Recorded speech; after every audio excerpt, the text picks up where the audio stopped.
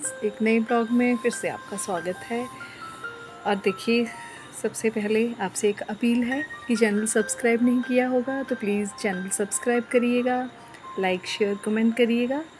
और देखिए, अब शुरू करते हैं आज का ब्लॉग। तो ये देखिए,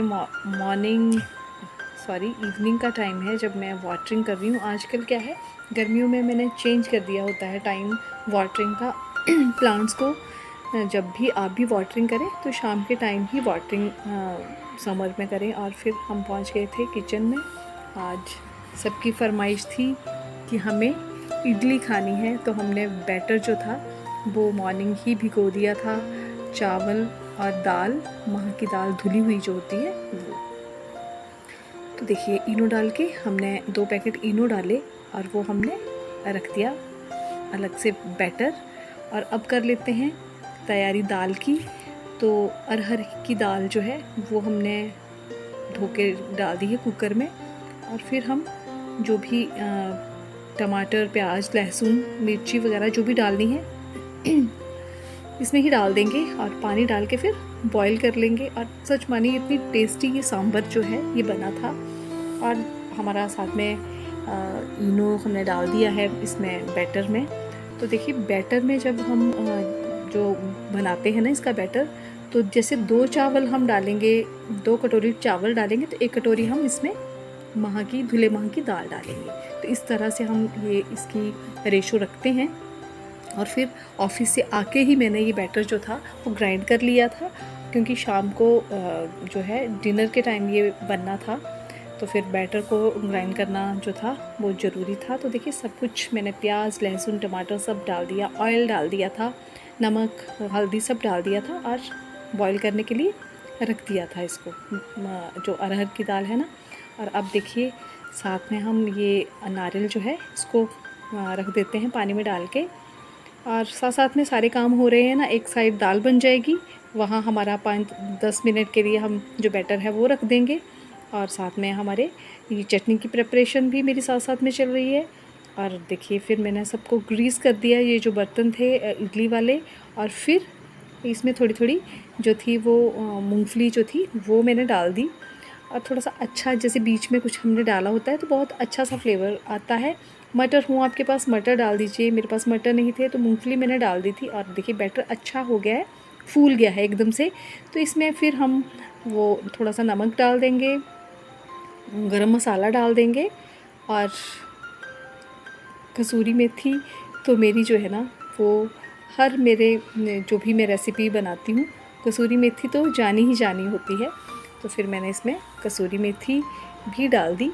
और सच में मतलब जो हम बनाते हैं ना रवा इडली, वो तो बहुत ही अच्छी होती है। पर ये भी आप एक बार ट्राई करके देखिएगा।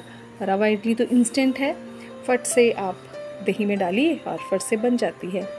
तो फिर वन बाय वन मैंने सारे जो ये बर्तन थे इडली वाले, वो उसमें ये मटेरियल जो है वो वन बाय वन डाल दिया। और साथ में मेरी दाल बन रही थी, साथ में चटनी की प्रिपरेशन भी हो रही थी। और साथ में ये था, क्योंकि एक बार में तो ये नहीं हमारी इडलियाँ जो हैं वो पूरी होने वाली, तो इसलिए रख देते हैं और साथ में बाकी प्रिपरेशन भी होती रहेगी। तो चलिए, अब चटनी जो है वो बना लेते हैं। तो चटनी के लिए हमने ऑनियन डाल लिया था और बाकी हम डालेंगे इसमें, ऑनियन जाएगा और जो कोकोनट है वो जाएगा। और देखिए, कच्ची मूंगफली ये हमने डाल दी। इसमें हमने डाला था जो गार्लिक लीव्स है मेरे पास लगी हुई, वो डाली थी। और जो था धनिया वो डाल लिया, मिर्ची डाली। और देखिए, ग्राइंड करके हमारा जो था ये कोकोनट और मूंगफली की, कच्ची मूंगफली की चटनी जो थी वो रेडी हो गई थी। और इसमें ऐड कर दिया हमने दही। तो बहुत ही टेस्टी ये चटनी जो है वो बन के तैयार हो जाती है। तो दही डाल लिया, मतलब आपने अपनी अकॉर्डिंगली देखना है आपको कितनी थिक चाहिए ना, उस हिसाब से। और फिर अब चटनी के लिए बना लेते हैं तड़का। तो इसमें मैंने देसी घी डाल दिया था और ये आ गई थी हमारी जो लीव्स हैं, करी लीव्स, वो हमने डाल दी थी इसमें। और फिर हमारा जीरा वगैरह ये डाल दिया, और हमने इसमें डाली थी जो चने की दाल होती है ना, वो इसमें डाली थी। बहुत ही अच्छा जो है वो फ्लेवर, जब हम इसको अच्छे से भून लेते हैं तो बहुत अच्छा फ्लेवर देती है। और आप जो मस्टर्ड सीड है वो भी डालिए, बहुत अच्छा सा जो है वो क्रंच आता है चने की दाल का। और ये हमने तड़का जो है डाल दिया था।